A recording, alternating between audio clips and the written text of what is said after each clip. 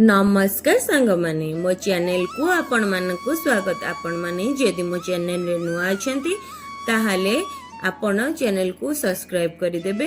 एमिति नुआ नुआ वीडियो देखिबा पई मो बेल आइकन को दबाई देबे, जहा फल रे आपण पाखु नोटिफिकेशन पहुंची जिवो। आसंतु आरंभ करिबा आजिर वीडियोटी को। सबुठारु बड़ पापी किए, स्त्री ना पुरुष?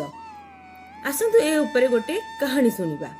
गोटे जंगल में गोटे सुआ एवं गोटे सारी रेखाटी रोहुतिले। सेमानक मध्य बहुत भल पाइबा थिला। दिने किछि विवाद हेतु सुआ सारी मध्य झगड़ा होइतिला। सुआ कहिला एही दुनियार सबुठु बड़ पापी अविश्वासी होउचंती नारी। सारी उत्तर देला जे दुनियार सबुठु पापी अविश्वासी होउचंती पुरुष माने। जेतेबेले दुहिंक भितर झगड़ा बढ़िबाकु लागिला सेतेबेले सेमाने सेमानक विवादर समाधान पई भगवान शिवଙ୍କ पाखକୁ गले एवं निजर कथा जणाइले। भगवान शिव सुआ को कहिले तुमे केमिति कहि परले जे दुनिया सबु महिला माने पुरुषଙ୍କ तुलनार अधिक पापी एवं अविश्वासी? सेतेबेले सुआ कहिला मु एही प्रसंग रे गोटे कहानी कहिबाकू चाहूची। माता पार्वती आसी कहिले मु मध्य एही कहानी को सुनिबाकू चाहूची। तापरे भगवान शिव कहिले ठीक अछि। तापरे सुआ भगवान शिव एवं माता पार्वती सम्मुख में कहानीटी वर्णना करने को आरंभ कले। एक राज्य रे अग्रसेन नामक जने राज्य शासन करुथिले। तांकरी 4 पुत्र थिले, जो माने समस्ते अत्यंत साहसी एवं भव्य थिले। किंतु बड़ पुत्र जहार नाम चंद्रसेन थिला, ता केवल भव्य नुहे बर महिमामय मध्य एवं तांका पत्नी चंद्रप्रभा मध्य अत्यंत सुंदर थिले। से तांका सम्मुख रे अन्य कौनसी नारी को सुंदर मने करू नथिले। दिने राजा अग्रसेन तांका पुत्र चंद्रसेन को कौनसी कथारे रागी जाई राज्यରୁ बहिष्कार करबाको आदेश देले। राजांकर एही आदेश सुनी समस्ते ए विषय चिंतित हेले। तापरे चंद्रसेन बहुत दुखित होई गले। तांको दुखी देखि तांका पत्नी पछले प्राणनाथ तुमे काहेकि एते थकी जाइछ? राजकुमार हेबा परे भी तुमे एते चिंतित काहेकि? तापरे चंद्रसेन निज पत्नी को सब किछि कहिले। चंद्रप्रभा तांका स्वामी राजकुमार चंद्रसेन को कहिले चंद्रसेन जदि तुमे मते दासी पाखरे छाड़ी अन्य राज्य को चली जीव तेबे मु तुम बिना किपरि बंची परिबी? मु मध्ये तुम सहित जीवी।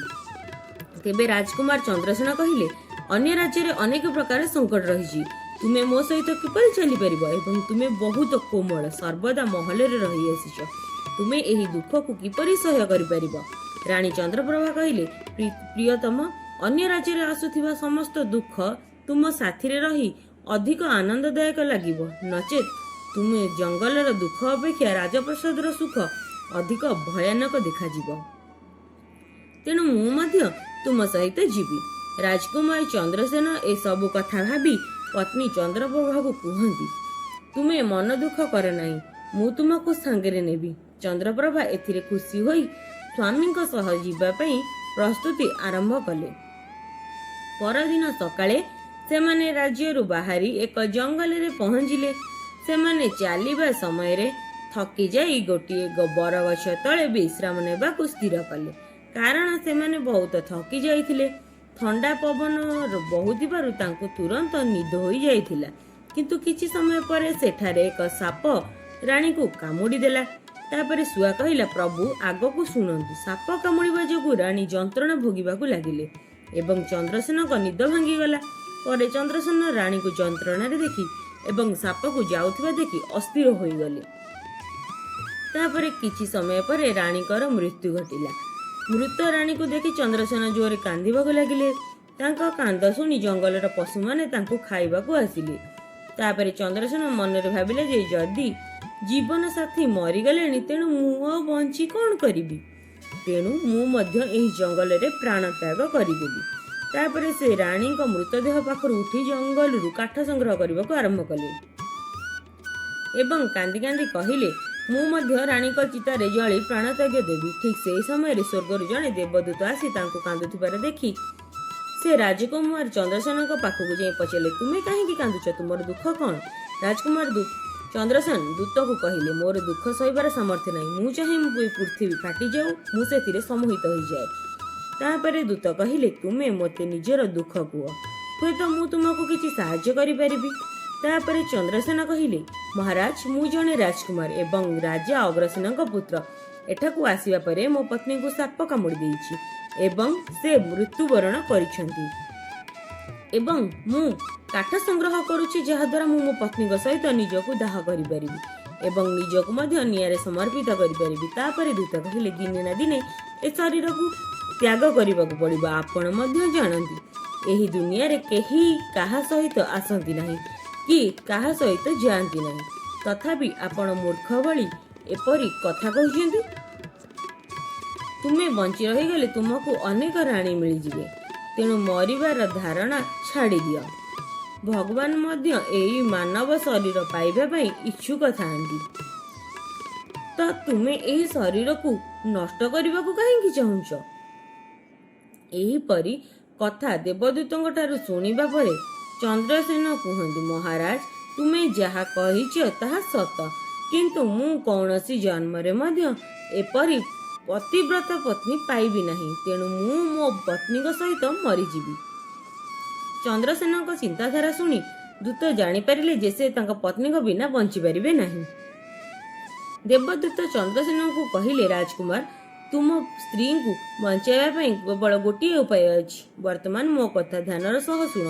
ଯଦି ତୁମେ ଏହି ଉପଚାର କରିପାରିବ ତେବେ ତୁମର ରାଣୀ ବଞ୍ଚିପାରିବେ।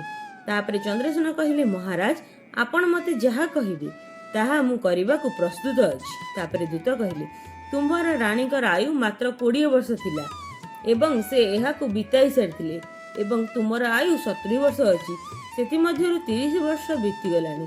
ତୁମ ଜୀବନକାଳ ଏବେ ବି 40 ବର୍ଷ ବାକି ଅଛି, ଅର୍ଥାତ୍ ତୁମ ପାଖରେ 40 ବର୍ଷ ଅଧିକ ବଞ୍ଚିବାର ସୁଯୋଗ ଅଛି। ଯଦି ତୁମେ ତୁମ ଜୀବନର ଅଧା ତୁମ ପତ୍ନୀଙ୍କୁ ଦାନ କର ତେବେ ତୁମ ଦୁହିଁଙ୍କର ଆୟୁ ସମାନ ହୋଇଯିବ। ଯଦି ତୁମେ ଏହାକୁ ଗ୍ରହଣ କରିବ ତେବେ ରାଣୀ ଖୁବ୍ ଶୀଘ୍ର ଭଲ ହୋଇଯିବେ। ଦେବଦୂତଙ୍କ କଥା ଶୁଣିବା ପରେ ରାଜକୁମାର ଚନ୍ଦ୍ରସେନ କହିଲେ, ମୁଁ ରାଜି। ତାପରେ ଦେବଦୂତ ଚନ୍ଦ୍ରସେନଙ୍କ ହାତରେ ପାଣି ଦେଇ ନିଜର 20 ବର୍ଷ ଆୟୁ ରାଣୀଙ୍କୁ ଦେବା ପାଇଁ ରାଣୀଙ୍କ ପାଦରେ ପାଣି ଢାଳିବାକୁ ସଂକଳ୍ପ କରାଇଲେ। ଯେତେବେଳେ ଚନ୍ଦ୍ରସେନ ସଂକଳ୍ପ କରିନେଲେ, ଦେବଦୂତ କହିଲେ, ପ୍ରଥମେ ଗୋଟିଏ କଥାକୁ ଧ୍ୟାନର ସହ ବୁଝ। ଏଥିରେ ଏକ ଗୁପ୍ତ ରହସ୍ୟ ମଧ୍ୟ ରହିଛି। ଏବେ ତୁମକୁ ରାଣୀଙ୍କର ଆବଶ୍ୟକତା ଅଛି।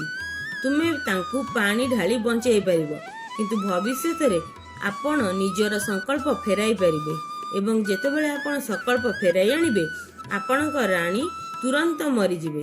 କିନ୍ତୁ ଗୋଟିଏ କଥା ସର୍ବଦା ମନେ ରଖନ୍ତୁ, ଏହି ସଂକଳ୍ପକୁ ଫେରାଇବା କଥା କେବେ ବି ରାଣୀଙ୍କୁ କହିବେ ନାହିଁ, ନଚେତ୍ ଆପଣ ଆପଣଙ୍କର ସଂକଳ୍ପ କେବେ ବି ଫେରାଇ ଆଣିବାକୁ ସମର୍ଥ ହେବେ ନାହିଁ। ସର୍ବଦା ମନେ ରଖନ୍ତୁ ଯେ ଜୀବନରେ କିଛି କଥା ସବୁବେଳେ ଗୁପ୍ତ ରଖିବା ଉଚିତ, କାରଣ ବେଳେ ବେଳେ ଏହି ସବୁ ଜିନିଷ କାମରେ ଆସିପାରେ। ତାପରେ ଦେବଦୂତ ଏତିକି କହି ଅନ୍ତର୍ଦ୍ଧାନ ହୋଇଗଲେ। ତାପରେ ଚନ୍ଦ୍ରସେନ ରାଣୀଙ୍କୁ କହିଲେ, ତୁମେ ବହୁତ ଥକି ଯାଇ ଶୋଇପଡ଼ିଥିଲ, ତେଣୁ ମୁଁ ତୁମକୁ ଉଠାଇ ନଥିଲି। ରାଜକୁମାର ଚନ୍ଦ୍ରସେନ ରାଣୀଙ୍କ ଠାରୁ ସମସ୍ତ ଘଟଣା ଲୁଚାଇ ରଖିଲେ। ଯେ ସାପ ତୁମକୁ କାମୁଡ଼ିଥିଲା, ତୁମେ ମରିଯାଇଥିଲ, ମୁଁ ତୁମକୁ କିପରି ଜୀବିତ କରିପାରିଲି। ରାଜକୁମାର ତାଙ୍କ ପତ୍ନୀଙ୍କ ଠାରୁ ଏସବୁ କଥା ଲୁଚାଇ ରଖିଥିଲେ। ତାପରେ ଶୁଆ କହିଲା, ପ୍ରଭୁ। ତାପରେ ସେମାନେ ଦୁହେଁ ଆଗକୁ ଗଲେ। ଅନେକ ଦିନ ପରେ ସେମାନେ ଏକ ବହୁତ ସୁନ୍ଦର ସ୍ଥାନ ଦେଖିଲେ, ଯେଉଁଠାରେ ଏକ ଫକୀରଙ୍କର କୁଡ଼ିଆ ଥିଲା। ଯେତେବେଳେ ସେ ସେଠାରେ ପହଞ୍ଚିଲେ, ଦେଖିଲେ ଯେ ଜଣେ ସୁନ୍ଦର ଯୁବକ ଫକୀର ହୁକ୍କା ପିଉଛନ୍ତି। ସେମାନେ ଦୁହେଁ ମଧ୍ୟ ଥକି ଯାଇଥିଲେ, ତେଣୁ ସେମାନେ ବି ଫକୀରଙ୍କ ପାଖରେ ବସିଲେ। ସେହି ସମୟରେ ରାଜକୁମାର ରାଣୀଙ୍କୁ କହିଲେ, ରାଣୀ, ମୋତେ ବହୁତ ଶୋଷ ଲାଗିଲାଣି, ମୁଁ କୂଅ ପାଖକୁ ଯାଇ ପାଣି ପିଇ ଦେଉଛି। ଯଦି ତୁମେ ମଧ୍ୟ ଶୋଷ ଲାଗୁଛି ତେବେ ମୁଁ ତୁମ ପାଇଁ ପାଣି ନେଇ ଆସିବି। ତାପରେ ରାଜକୁମାରଙ୍କ କଥା ଶୁଣି ରାଣୀ କହିଲେ, ମୋତେ ଶୋଷ ଲାଗୁନାହିଁ, ତୁମେ ପାଣି ପିଇନିଅ ଏବଂ ତାପରେ ଫେରିଆସ। ରାଣୀଙ୍କ ଉତ୍ତର ଶୁଣି ରାଜକୁମାର ଚନ୍ଦ୍ରସେନ କୂଅ ଆଡ଼କୁ ଚାଲିଲେ। ଚନ୍ଦ୍ରସେନ ପାଣି ପିଇବାକୁ ଯାଉଥିବା ବେଳେ ରାଜକୁମାରୀ ଚନ୍ଦ୍ରପ୍ରଭା ସେହି ଫକୀରଙ୍କୁ ଦେଖୁଥିଲେ। ଚନ୍ଦ୍ରପ୍ରଭା ଫକୀରଙ୍କ ସୌନ୍ଦର୍ଯ୍ୟରେ ଆକର୍ଷିତ ହୋଇଥିଲେ, ଅର୍ଥାତ୍ ସେ ତାଙ୍କୁ ହୃଦୟ ଦେଇଥିଲେ। ରାଣୀ ଫକୀରଙ୍କୁ ପଚାରିଲେ, ଫକୀର ସାହେବ, ତୁମେ ଏଠାରେ ରହୁଛ? ଫକୀର କହିଲେ, ଆପଣ ମଧ୍ୟ ମୋ ସହିତ ରହିପାରିବେ, କିନ୍ତୁ ଆପଣଙ୍କ ସ୍ୱାମୀ ମଧ୍ୟ ଆପଣଙ୍କ ସହିତ ଅଛନ୍ତି। ତେବେ ମୁଁ ଆପଣଙ୍କୁ କିପରି ନିଜ ସହ ରଖିବି? ଏହାପରେ ରାଜକୁମାରୀ ଚନ୍ଦ୍ରପ୍ରଭା ଫକୀରଙ୍କ ସମ୍ମୁଖରେ ନିଜର ପ୍ରେମ ପ୍ରକାଶ କଲେ। ତାପରେ ଫକୀର କହିଲେ, ମୁଁ ତୁମକୁ ଏକ ସମାଧାନ କହିବି। ତୁମେ ତୁମ ସ୍ୱାମୀକୁ ସେହି କୂଅ ଭିତରକୁ ଠେଲି ଦିଅ ଯେଉଁଠାକୁ ସେ ପାଣି ପିଇବାକୁ ଯାଇଛନ୍ତି। ତାପରେ ମୁଁ ଦେଖିବି କ'ଣ କରିହେବ। ପାଣି ପିଇ ଚନ୍ଦ୍ରସେନ ରାଣୀଙ୍କ ପାଖକୁ ଆସିବା ପରେ ରାଣୀ କହିଲେ, ମୋତେ ମଧ୍ୟ ଶୋଷ ଲାଗୁଛି, କୂଅରୁ ମୋ ପାଇଁ ପାଣି ଆଣିଦିଅ। ତାପରେ ରାଜକୁମାର ଚନ୍ଦ୍ରସେନ କହିଲେ, ମୁଁ ତୁମକୁ ପୂର୍ବରୁ ପଚାରିଥିଲି ଏବଂ ତୁମେ ମନା କରିଥିଲ। ଆଚ୍ଛା ଠିକ୍ ଅଛି, ଯଦି ତୁମକୁ ଶୋଷ ଲାଗୁଛି ତେବେ ମୁଁ ପାଣି ଆଣି ଦେଉଛି। ତାପରେ ଚନ୍ଦ୍ରସେନ ପାଣି ଆଣିବାକୁ ଗଲେ। ତାପରେ ରାଣୀ କହିଲେ, ମୁଁ ମଧ୍ୟ ତୁମ ସହ ଯିବି। ବେଚାରା ଚନ୍ଦ୍ରସେନ ରାଣୀଙ୍କ ପ୍ରେମରେ ପାଗଳ ଥିଲେ। ସେ କ'ଣ ଜାଣିଥିଲେ ଯେ ରାଣୀ ତାଙ୍କ ସହିତ ତାଙ୍କ ଜୀବନ ନେବାକୁ ଆସୁଛନ୍ତି।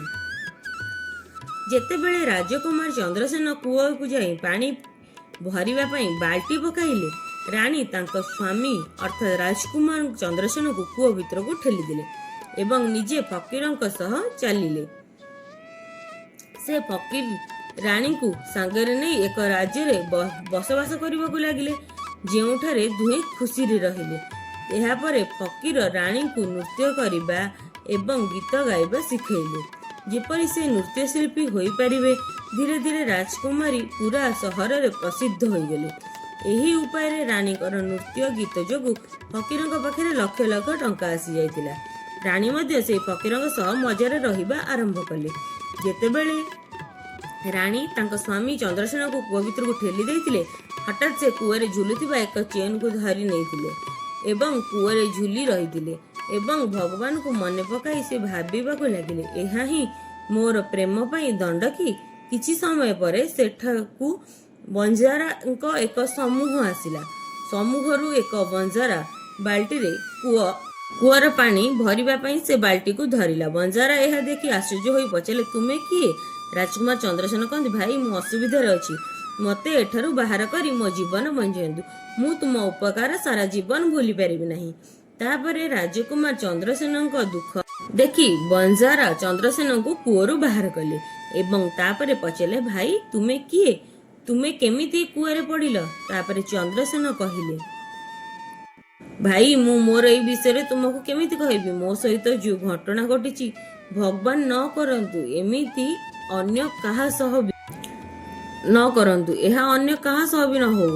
ତାପରେ ଚନ୍ଦ୍ରସେନ କହିଲେ, ଯଦି ତୁମେ ଜାଣିବାକୁ ଚାହୁଁଛ ତେବେ ମୁଁ ତୁମକୁ ମୋର କାହାଣୀ କହିବି। ମୁଁ ଜଣେ ରାଜକୁମାର। ମୋ ବାପା ମୋତେ ରାଜ୍ୟରୁ ବହିଷ୍କାର କଲେ। ତେଣୁ ମୁଁ ମୋ ପ୍ରିୟ ପତ୍ନୀଙ୍କ ସହ ଏକ ଜଙ୍ଗଲରେ ପହଞ୍ଚିଲି। ମୋ ପତ୍ନୀ ଏବଂ ମୁଁ ପରସ୍ପରକୁ ବହୁତ ଭଲ ପାଉଥିଲୁ। ଗୋଟିଏ ସାପ ମୋ ସ୍ତ୍ରୀକୁ କାମୁଡ଼ି ଦେଲା ଏବଂ ସେ ମରିଗଲେ। ଯେତେବେଳେ ମୁଁ ମୋ ପତ୍ନୀଙ୍କ ସହ ମରିବାକୁ ଯାଉଥିଲି, ଜଣେ ଦେବଦୂତ ମୋ ଉପରେ ଦୟାକରି ମୋ ବୟସର 20 ବୟସ ଆଉ ମୋ ପତ୍ନୀକୁ ଦେଇଥିଲେ। ଦେବା ପରେ ସେ ପୁନର୍ଜୀବିତ କଲେ।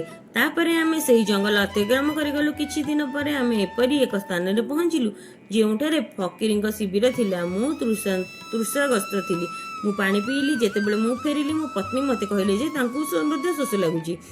ଏହି କଥା କହି ମୋ ପତ୍ନୀ ମୋ ସହିତ କୂଅରୁ ପାଣି ପିଇବାକୁ ଆସି ମୋତେ ପଛରୁ ଧକ୍କା ଦେଇଥିଲା। କୂଅରେ ଝୁଲୁଥିବା ଏକ ଚେନ୍ ମୋ ହାତରେ ଆସିଲା, ଯାହା ଫଳରେ ମୁଁ କୂଅରେ ପଡ଼ି ମଧ୍ୟ ବଞ୍ଚି ଯାଇଥିଲି। ଏବଂ ତାପରେ ଯେତେବେଳେ ତୁମେ ଆସିଲ, ମୁଁ ତୁମକୁ ଡାକ ଦେଲି, ମୋତେ କୂଅରୁ ରକ୍ଷା କଲ। ଏବେ ଶୁଆ କହିଲା, ପ୍ରଭୁ। ଏଭଳି ଭାବରେ ରାଜକୁମାର ଚନ୍ଦ୍ରସେନ ଦୁଃଖୀ ହୃଦୟରେ ବଞ୍ଜାରାକୁ ପୁରା କଥା କହିଲେ। ଯେତେବେଳେ ବଞ୍ଜାରା ତାଙ୍କ କଥା ଶୁଣି ରାଣୀଙ୍କ କର୍ମ ଶୁଣିଲେ ଏବଂ କହିଲେ ଯେ ଭଗବାନ ମଧ୍ୟ ନାରୀର ଚରିତ୍ର ବୁଝିପାରିବେ ନାହିଁ, ତେଣୁ ଜଣେ ପୁରୁଷ ଏହାକୁ କିପରି ବୁଝିପାରିବ? ସେ କହିଲେ, ଚିନ୍ତା କର ନାହିଁ, ଭଗବାନ ବହୁତ ଦୟାଳୁ, ସେ ତୁମକୁ ସାହାଯ୍ୟ କରିବେ। ତାପରେ ସେ କହିଲା ଯେ ଯଦି ତୁମେ ଚାହୁଁଛ, ତୁମେ ଆମ ସହିତ ଯେତେ ଦିନ ଚାହିଁବ ରହିପାରିବ। ରାଜକୁମାର ଚନ୍ଦ୍ରସେନ ସେହି ବଞ୍ଜାରାମାନଙ୍କ ସହିତ ରହିବାକୁ ରାଜି ହେଲେ। ତାପରେ ସେମାନଙ୍କ ସହାୟତାରେ କିଛି ଦିନ ପରେ ସେହି ସ୍ଥାନରେ ପହଞ୍ଚିଲେ ଯେଉଁଠାରେ ତାଙ୍କର ପତ୍ନୀ ଚନ୍ଦ୍ରପ୍ରଭା ଏବଂ ଫକୀର ରହୁଥିଲେ। ରାଜକୁମାର କହିଲେ, ମୁଁ ଚାହୁଁଛି ଯେ ଆମେ ଏହି ସ୍ଥାନରେ କିଛି ଦିନ ରହିବା। ତାପରେ ବଞ୍ଜାରା କହିଲେ, ତୁମ ଇଚ୍ଛା, ମୋର କୌଣସି ଆପତ୍ତି ନାହିଁ। ତାପରେ ରାଜକୁମାର ଚନ୍ଦ୍ରସେନ ବଞ୍ଜାରାଙ୍କୁ ଛାଡ଼ି ଅନ୍ୟ ଏକ ରାଜ୍ୟକୁ ଆସି କାମ ସନ୍ଧାନରେ ବୁଲିବା ଆରମ୍ଭ କଲେ। ଜଣେ ବ୍ୟବସାୟୀ ଚନ୍ଦ୍ରସେନକୁ ଅତ୍ୟନ୍ତ ସମ୍ମାନ ଦେଇ ତାଙ୍କୁ ନିଜର ମୁନି କରି ଥିଲେ ଏବଂ ଏହିପରି ଭାବରେ ରାଜକୁମାର ଚନ୍ଦ୍ରସେନ ତାଙ୍କ ଦିନକୁ ଦିନ ବହୁତ ଖୁସିରେ କଟିବାକୁ ଲାଗିଲା। ଥରେ ରାଣୀ ଚନ୍ଦ୍ରପ୍ରଭାଙ୍କ ନୃତ୍ୟ ହେବାକୁ ଯାଉଥିଲା। ସହରର ସମସ୍ତ ବ୍ୟବସାୟୀ ଓ ସେଠ ସାହୁକାର ରାଜାଙ୍କ ଦରବାରରେ ପହଞ୍ଚିଲେ। ରାଣୀଙ୍କର ନୃତ୍ୟ ଗୀତର ପ୍ରଶଂସା ଶୁଣିବାରେ ଚନ୍ଦ୍ରସେନ ମଧ୍ୟ ଭାବିଲେ ଯେ ମୁଁ ମଧ୍ୟ ଏହି ନୃତ୍ୟ ଦେଖିବା ଉଚିତ। ସେ ରାଜାଙ୍କ ଦରବାରରେ ସେଠଙ୍କ ସହ ପହଞ୍ଚିଥିଲେ। ରାଣୀ ଅପ୍ସରା ପରି ନୃତ୍ୟ କରିଥିଲେ ଏବଂ ତାଙ୍କ ମଧୁର ସ୍ୱରରେ ଅନେକ ସୁନ୍ଦର ଗୀତ ଉପସ୍ଥାପନ ମଧ୍ୟ କରିଥିଲେ। ଏହା ଶୁଣି ମେହଫିଲର ସମସ୍ତ ଲୋକ ଆଶ୍ଚର୍ଯ୍ୟ ହେଲେ ଏବଂ ସମସ୍ତେ ବହୁତ ପୁରସ୍କାର ଦେଲେ। ଏହା ସହ ରାଜାଙ୍କଠୁ ଆରମ୍ଭ କରି ସାଧାରଣ ଲୋକ ପର୍ଯ୍ୟନ୍ତ ସମସ୍ତେ ତାଙ୍କୁ ପ୍ରଶଂସା କଲେ। ରାଜକୁମାର ଚନ୍ଦ୍ରସେନ ତାଙ୍କ ହାତରେ ମୁଦି ଯେଉଁଥିରେ ହୀରା ଥିଲା ଏହାକୁ ବାହାର କରି ରାଣୀ ଚନ୍ଦ୍ରପ୍ରଭାକୁ ପୁରସ୍କାର ଦେଇଥିଲେ। ଏହାପରେ ରାଣୀ ଚନ୍ଦ୍ରପ୍ରଭା ମୁଦିକୁ ଚିହ୍ନି ନିଜ ମନରେ ବିଚାର ଆରମ୍ଭ କଲେ। ମୁଁ ବହୁତ ଆଶ୍ଚର୍ଯ୍ୟ ଯେ ମୋ ସ୍ୱାମୀ ଜୀବିତ ଅଛନ୍ତି ଏବଂ ଏଠାରେ ପହଞ୍ଚିଛନ୍ତି। ବର୍ତ୍ତମାନ ସେ ମୋତେ ଛାଡ଼ିବେ ନାହିଁ, ତେଣୁ ମୁଁ କିଛି କରିବା ଉଚିତ ଯାହାଦ୍ୱାରା ତାଙ୍କୁ ହତ୍ୟା କରାଯାଇପାରିବ। ସେ ତାଙ୍କ ମନରେ ଭାବିଲେ ଯେ ବର୍ତ୍ତମାନ ମୁଁ ଏଇଠାରେ ଏକ ମଧୁର ଗୀତ ଉପସ୍ଥାପନ କରିବି ଏବଂ ନୃତ୍ୟ କରିବି, ଯାହାଫଳରେ ରାଜା ଖୁସି ହେବେ, ମୋତେ କିଛି ମାଗିବାକୁ କହିବେ। ତାପରେ ମୁଁ ରାଜାଙ୍କ ଆଦେଶରେ ରାଜକୁମାର ଚନ୍ଦ୍ରସେନକୁ ମୃତ୍ୟୁଦଣ୍ଡ ଦେବାକୁ କହିବି। ରାଣୀଙ୍କ ଗୀତ ଶୁଣି ରାଜା ଖୁସି ହୋଇ ଚନ୍ଦ୍ରପ୍ରଭାଙ୍କୁ କହିଲେ, ମୁଁ ତୁମ ଉପରେ ବହୁତ ଖୁସି। ତୁମେ ମୋଠୁ କ'ଣ ମାଗିବାକୁ ଚାହୁଁଛ? ତାପରେ ରାଜକୁମାରୀ କହିଲେ ଯେ ଯଦି ଆପଣ ମୋ ଉପରେ ଖୁସି ଅଛନ୍ତି ତେବେ ପ୍ରଥମେ ମୋତେ ପ୍ରତିଶ୍ରୁତି ଦିଅନ୍ତୁ, ମୁଁ ଯାହା ମାଗିବି ଆପଣ ମୋତେ ତାହା ଦେବେ। ତାପରେ ଚନ୍ଦ୍ରପ୍ରଭା କହିଲେ, ଏହି ସଭାରେ ମୋର ଜଣେ ଚୋର ଅଛି, ଦୟାକରି ତାଙ୍କୁ ମୃତ୍ୟୁଦଣ୍ଡ ଦିଅନ୍ତୁ। ରାଜା କହିଲେ, ତୁମେ ଚୋରକୁ ମୋ ସାମ୍ନାକୁ ଆଣ। ରାଣୀ ଚନ୍ଦ୍ରସେନ ହାତ ଧରି ତାଙ୍କୁ ରାଜାଙ୍କ ସାମ୍ନାକୁ ନେଲେ। ରାଜା ତାଙ୍କ ସୈନ୍ୟମାନଙ୍କୁ ଚୋରକୁ ଜଲ୍ଲାଦମାନଙ୍କ ନିକଟକୁ ନେଇ ଚୋରକୁ ଫାଶୀ ଦେବାକୁ ଆଦେଶ ଦେଲେ। ଏହି ସମୟରେ ଚନ୍ଦ୍ରସେନ ସେଠ ମଧ୍ୟ ସେହିଠାରେ ପହଞ୍ଚିଲେ। ସେ ଚନ୍ଦ୍ରସେନଙ୍କ ପାଖକୁ ଯାଇ ପଚାରିଲେ ଯେ ତୁମେ ଏହି ନୃତ୍ୟଶିଳ୍ପୀଙ୍କ ଠାରୁ କ'ଣ ଚୋରି କରିଅଛ, ଯାହା ପାଇଁ ସେ ତୁମକୁ ହତ୍ୟା କରିବାକୁ ଚାହୁଁଛି? ଚନ୍ଦ୍ରସେନ ତାଙ୍କ ମାଲିକକୁ କହିଲେ, ଗୁରୁ, ମୁଁ କିଛି ଚୋରି କରିନାହିଁ। ରାଜାଙ୍କୁ କୁହନ୍ତୁ, ମୁଁ କେବଳ ଦୁଇଟି କଥା କହିବାକୁ ଚାହୁଁଛି। ଏବେ ଚନ୍ଦ୍ରସେନ ମାଲିକ ଏହା ଶୁଣି ନିଜ ସହ ବ୍ୟବସାୟୀ ଓ ସାହୁକାରଙ୍କ ପାଖକୁ ଯାଇ ସମସ୍ତେ ପରାମର୍ଶ କଲେ ଏବଂ ରାଜାଙ୍କୁ କହିଲେ ଯେ ଆମ ମୁନିମ କୌଣସି ଚୋରି କରିନାହାନ୍ତି। ସେ କହୁଛନ୍ତି ଯେ ସେ ଆପଣଙ୍କୁ ଦୁଇଟି କଥା କହିବାକୁ ଚାହୁଁଛନ୍ତି। ତଥାପି ଯଦି ଆପଣ ଭାବୁଛନ୍ତି ଯେ ସେ ଅପରାଧୀ ତେବେ ତାଙ୍କୁ ଫାଶୀ ଦିଆଯିବ। ତାପରେ ରାଜା ବ୍ୟବସାୟୀଙ୍କ କଥା ଶୁଣି କହିଲେ, ଠିକ୍ ଅଛି, ମୁନିମ ତାଙ୍କୁ ଡାକ। ଚନ୍ଦ୍ରସେନଙ୍କୁ ରାଜାଙ୍କ ସାମ୍ନାକୁ ଅଣାଯାଇଥିଲା ଏବଂ ରାଜା କହିଲେ, ଯାହା କହିବାକୁ ଚାହୁଁଛ କୁହ। ତାପରେ ରାଜକୁମାର ଚନ୍ଦ୍ରସେନ କହିଲେ, ମହାରାଜ, ମୁଁ କ'ଣ ଦୋଷ କରିଛି ଯେଉଁଥିପାଇଁ ଆପଣ ମୋତେ ହତ୍ୟା ନିର୍ଦ୍ଦେଶ ଦେଇଛନ୍ତି? ତାପରେ ରାଜା କହିଲେ, ତୁମେ ଏହି ନୃତ୍ୟଶିଳ୍ପୀଙ୍କ ଚୋର। ତାପରେ ଚନ୍ଦ୍ରସେନ କହିଲେ, ମହାରାଜ, ମୁଁ ଏହି ପାପୀ ମହିଳାଙ୍କ ସ୍ୱାମୀ, ଯାହାକୁ କୂଅ ଭିତରକୁ ଠେଲି ଦେଇ ସେ ଫକୀରଙ୍କ ସହ ଏଠାକୁ ଚାଲି ଆସିଛନ୍ତି। ତାପରେ ନର୍ତ୍ତକୀ ରାଜାଙ୍କୁ କହିଲେ, ମହାରାଜ, ମୁଁ ପାପୀ ନୁହେଁ, ସେ ମିଛ କହୁଛି, ମୁଁ ଜାଣେ ନାହିଁ ସେ କିଏ, ଏ ମୋ ଚୋର, ମୁଁ କେବଳ ଏତିକି ଜାଣେ। ତାପରେ ରାଜକୁମାର ଚନ୍ଦ୍ରସେନ କହିଲେ, ମହାରାଜ, ଯଦି ସେ ମୋ ପତ୍ନୀ ନୁହେଁ ତେବେ ବାଟରେ ମୁଁ ଛାଡ଼ିଥିବା ସବୁ କିଛି ମୋତେ ଫେରାଇ ଦେବାକୁ କୁହନ୍ତୁ। ତାପରେ ଚନ୍ଦ୍ରସେନ ରାଣୀଙ୍କ ଆଡ଼କୁ ଦେଖିଲେ। ଯେତେବେଳେ ରାଜକୁମାରୀ ଚନ୍ଦ୍ରପ୍ରଭା ତାଙ୍କୁ ତାଙ୍କ ସମ୍ପତ୍ତି ଫେରସ୍ତ କରିବାକୁ କୁହାଗଲା ସେ ରାଜି ହୋଇଗଲେ। ସେତେବେଳେ ଚନ୍ଦ୍ରସେନ କହିଲେ, ଆଚ୍ଛା, ବର୍ତ୍ତମାନ ତୁମେ ତୁମ ହାତରେ ପାଣି ନିଅ। ଆମର ନ୍ୟାୟ ଏହି ଦରବାରରେ ହେବ। ସେ ପାଣି ନେଇ ହାତରେ ରଖି କହିଲେ ଯେ ବାଟରେ ମୋତେ ଯେଉଁ ଜିନିଷ ଦିଆଯାଇଥିଲା ମୁଁ ଏବେ ତାହା ଫେରାଇ ଦେଉଛି। ରାଣୀ ମଧ୍ୟ ପାଣି ନେଇ କହିଲେ ଯେ ବାଟରେ ସେ ମୋତେ ଯେଉଁ ଜିନିଷ ଦେଇଥିଲେ ତାହା ମୁଁ ଫେରାଇ ଦେଉଛି। ଏବେ ସେ ହାତର ପାଣି ଛାଡ଼ିବା ମାତ୍ରେ ରାଣୀଙ୍କ ପ୍ରାଣ ଚାଲିଯାଇଥିଲା। ସେଠାକାର ଲୋକମାନେ ଏହି ଦୃଶ୍ୟ ଦେଖି ଆଶ୍ଚର୍ଯ୍ୟ ହୋଇଗଲେ। ତାପରେ ରାଜା ଆଶ୍ଚର୍ଯ୍ୟ ହୋଇ ଚନ୍ଦ୍ରସେନଙ୍କୁ କହିଲେ, ଏବେ ଏଠାରେ କ'ଣ ଘଟିଲା, ମୋତେ ତାହା ସ୍ପଷ୍ଟ ଭାବରେ କୁହ। ତାପରେ ରାଜକୁମାର ଚନ୍ଦ୍ରସେନ ତାଙ୍କ ଜୀବନର ସମସ୍ତ ଘଟଣାକୁ ଖୋଲାଖୋଲି ଭାବରେ ବର୍ଣ୍ଣନା କରି ନିଜ କାହାଣୀ ଆରମ୍ଭ କଲେ ଏବଂ ନିଜ ସମସ୍ତ ଘଟଣାକୁ ବର୍ଣ୍ଣନା କଲେ। ସବୁକିଛି ଶୁଣିବା ପରେ ରାଜନ ଚନ୍ଦ୍ରସେନଙ୍କୁ ଆଲିଙ୍ଗନ କରି ତାଙ୍କ କନ୍ୟାକୁ ଚନ୍ଦ୍ରସେନଙ୍କ ସହ ବିବାହ କରାଇଥିଲେ। ଶୁଆ କହିଲା, ପ୍ରଭୁ, ମୁଁ ଏହି କାହାଣୀ ଦ୍ୱାରା କହିପାରିବି ଯେ ଦୁନିଆର ସମସ୍ତ ମହିଳାମାନେ ପୁରୁଷଙ୍କ ତୁଳନାରେ ଅଧିକ ପାପୀ ଏବଂ ଅବିଶ୍ୱାସୀ ଅଟନ୍ତି। ପାର୍ବତୀ କହିଲେ, ପ୍ରଭୁ, ମୁଁ ଭାବୁଛି ଶୁଆ ତ ସତ କହୁଛି। ସମସ୍ତ ସ୍ତ୍ରୀମାନଙ୍କ ମଧ୍ୟରୁ କେବଳ ଗୋଟିଏ କିମ୍ବା ଦୁଇଟି ହିଁ ବିନା ନୈତିକ ମୂଲ୍ୟବୋଧ ଏବଂ ସଚ୍ଚୋଟତା ବିହୀନ ହୋଇପାରନ୍ତି, କିନ୍ତୁ କିଛି ପୁରୁଷ ଅଛନ୍ତି ଯେଉଁମାନେ ପାପୀ ଏବଂ ଅବିଶ୍ୱାସୀ। ଭଗବାନ ଶିବ କହିଲେ, ସାରି, ତୁମେ କିପରି ସିଦ୍ଧ କରିପାରିବ ଯେ ପୁରୁଷମାନେ ପାପୀ? ସାରି କହିଲା, ମୁଁ ମଧ୍ୟ ଆପଣଙ୍କୁ ଏକ କାହାଣୀ କହିବି ଯାହା ସ୍ପଷ୍ଟ କରିଦେବ ଯେ ପୁରୁଷମାନେ ମହିଳାଙ୍କ ତୁଳନାରେ ଅଧିକ ପାପୀ ଏବଂ ଅବିଶ୍ୱାସୀ। ତାପରେ ଶୁଆ କହିବା ଆରମ୍ଭ କଲା, ଭଗବାନ, ଏକ ଗ୍ରାମରେ ଏକ ପରିବାର ରହୁଥିଲେ ଯିଏ ବହୁତ ଧନୀ ଥିଲେ ଏବଂ ସେ ସେଠଙ୍କ ପୁଅ ଏତେ ଜୁଆରୀ ଥିଲେ ଯେ ସେ ସେଠ ତା ବିଷୟରେ ଭାବି ଭାବି ସବୁବେଳେ ଚିନ୍ତାରେ ରହୁଥିଲେ। ଦିନେ ତା ବାପାଙ୍କ ଦେହାନ୍ତ ହୋଇଗଲା, ତଥାପି ସେ ଜୁଆ ଖେଳ ବନ୍ଦ କରି ନଥିଲେ। କିନ୍ତୁ ତାଙ୍କ ବାପାଙ୍କ ମୃତ୍ୟୁ ପରେ ସେ ଖୋଲା ଖୋଲି ଜୁଆ ଖେଳିବା ଆରମ୍ଭ କଲା ଏବଂ ତାର ସବୁ କିଛି ହରାଇଲା। ତାପରେ ସେ ତାଙ୍କ ଗାଁରୁ ଦୂରକୁ ଯାଇ ଆଉ ଜଣେ ସେଠଙ୍କ ଘରେ ପହଞ୍ଚିଲା। ସେ ସେହି ସେଠକୁ କହିଲେ ଯେ ମୋତେ ବହୁତ ଶୋଷ ଲାଗୁଛି, ଗୋଟିଏ ଗ୍ଲାସ ପାଣି ମିଳିବ? ସେଠ ଯୁବକଙ୍କୁ ପଚାରିଲେ ଯେ ତୁମେ କିଏ, ତୁମେ କ'ଣ କର ଏବଂ କେଉଁଠାରୁ ଆସିଅଛ? ଏହାର ଜବାବରେ ଯୁବକ ଜଣକ କହିଲେ, ମୁଁ ଏଠାକୁ ଯାଉଥିଲି, ମୁଁ ଜଣେ ବ୍ୟବସାୟୀ ଏବଂ ମୁଁ ଏଠାରୁ ଯାଉଥିଲି। ମୋତେ ବହୁତ ଶୋଷ ଲାଗିଲା ହେବାରୁ ମୁଁ ଭାବିଲି ପାଣି ପିଇ ଚାଲିଯିବି। ତାପରେ ସେଠ ପଚାରିଲେ, ତୁମେ କ'ଣ ବ୍ୟବସାୟ କରୁଛ? ତାପରେ ଯୁବକ ଜଣକ କହିଲା, ବ୍ୟବସାୟ କରିବା ପାଇଁ ସାମାନ ଆଣୁଥିବା ସମୟରେ ମୋର ସମସ୍ତ ସାମଗ୍ରୀ ସମୁଦ୍ରରେ ଖସିଗଲା, ତେଣୁ ଯଦି ଆପଣ ମୋତେ ସାହାଯ୍ୟ କରିବେ ତେବେ ଭଲ ହୁଅନ୍ତା।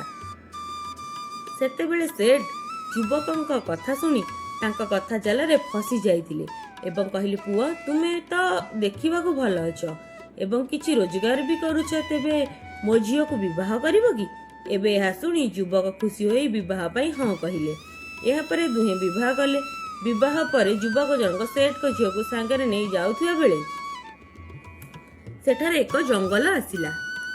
ଯୁବକ ଜଣକ ତାଙ୍କ ପତ୍ନୀକୁ କହିଲେ, ଦେଖ, ଆମେ ବର୍ତ୍ତମାନ ଜଙ୍ଗଲରେ ଅଛୁ, କୌଣସି ଚୋର ତୁମ ଗହଣା ଚୋରି କରିପାରେ, ତେଣୁ ତୁମେ ମୋତେ ତୁମର ସମସ୍ତ ଗହଣା ଦେଇଦିଅ, ଯାହାଦ୍ୱାରା ତୁମ ଗହଣା ସବୁ ସୁରକ୍ଷିତ ହୋଇ ରହିପାରିବ।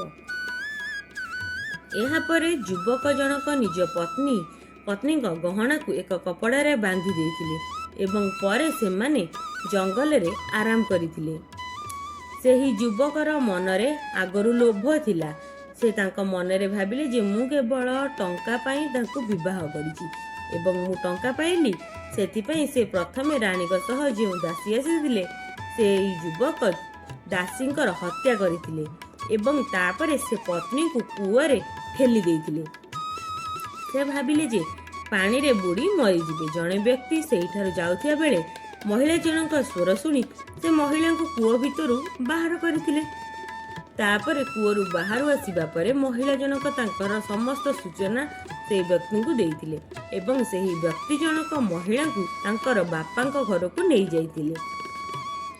ଘରକୁ ଯାଇ ସେ ତାଙ୍କ ବାପାଙ୍କୁ କହିଲେ ଯେ କିଛି ଚୋର ଆମକୁ ଆକ୍ରମଣ କରି ପ୍ରଥମେ ଦାସୀର ହତ୍ୟା କଲେ, ମୋତେ କୂଅ ଭିତରକୁ ଠେଲିଦେଲେ ଏବଂ ସ୍ୱାମୀଙ୍କ ବିଷୟରେ ମୁଁ କିଛି ଜାଣିନାହିଁ। ଝିଅର କଥା ଶୁଣି ସେଠଜୀ କହିଲେ, କିଛି ଅସୁବିଧା ନାହିଁ, ଭଗବାନ ସବୁକିଛି ଠିକ୍ କରିଦେବେ। ଏବେ ମୁଁ କହୁଛି ଯେ ହେ ପ୍ରଭୁ, ଏ ଦୁନିଆରେ ଉଭୟ ପୁରୁଷ ମହିଳା ଅବିଶ୍ୱାସୀ ଏବଂ ପାପୀ ହୋଇଥାନ୍ତି। ବର୍ତ୍ତମାନ ଆପଣ ହିଁ ବିଚାର କରନ୍ତୁ। ଏବେ ଶୁଆ ଏବଂ ସାରି କାହାଣୀ ଶୁଣି ଭଗବାନ ଶିବ କହିଲେ, ଠିକ୍ ଅଛି ଶୁଆ ଏବଂ ସାରି, ମୁଁ ତୁମ କାହାଣୀକୁ ଧ୍ୟାନର ସହ ଶୁଣିଛି। ବର୍ତ୍ତମାନ ମୁଁ ତୁମକୁ ବିଚାର କରି କହୁଛି, ଏ ଦୁନିଆରେ ପୁରୁଷ ମହିଳାଙ୍କ ମଧ୍ୟରେ ପ୍ରକୃତରେ କିଏ ଅଧିକ ପାପୀ ଓ ଅବିଶ୍ୱାସୀ? ଭଗବାନ ଶିବ ଉତ୍ତର ଦେଲେ, ଏଥିରେ କୌଣସି ସନ୍ଦେହ ନାହିଁ। ଏହା ସତ ଯେ ମନୁଷ୍ୟର ଚିନ୍ତାଧାରା ତାକୁ ସ୍ତରରୁ ତଳକୁ ନେଇଯାଇପାରେ ଏବଂ ସେ ଜଣେ ପାପୀ ଅବିଶ୍ୱାସଘାତୀ ହୋଇପାରେ। ସେ ଜଣେ ମହିଳା ହୁଅନ୍ତୁ କିମ୍ବା ପୁରୁଷ, କୌଣସି ପ୍ରକାର ପାପ କରିବା ପୂର୍ବରୁ ସେ ଠିକ୍ କି ନାହିଁ ଚିନ୍ତା କରିବା ଉଚିତ। ସେଥିପାଇଁ ପାପୀ ଓ ବିଶ୍ୱାସଘାତୀର କୌଣସି ବର୍ଗ ବା ଜାତି ନଥାଏ। ବାସ୍ତବରେ ମଣିଷର ଚିନ୍ତାଧାରା ତାଙ୍କ ସ୍ତରରୁ ତଳକୁ ଯାଇପାରେ ଏବଂ ଏହା ହିଁ ତାଙ୍କୁ ପାପୀ ଏବଂ ବିଶ୍ୱାସଘାତକ ବନେଇ ଦିଏ। ଭିଡ଼ିଓଟି ଭଲ ଲାଗିଥିଲେ ଲାଇକ୍ କରନ୍ତୁ, ସାଙ୍ଗମାନଙ୍କ ସହ ସେୟାର କରନ୍ତୁ, ଚ୍ୟାନେଲରେ ନୂଆ ଆସିଥିଲେ ସବସ୍କ୍ରାଇବ୍ କରିଦିଅନ୍ତୁ।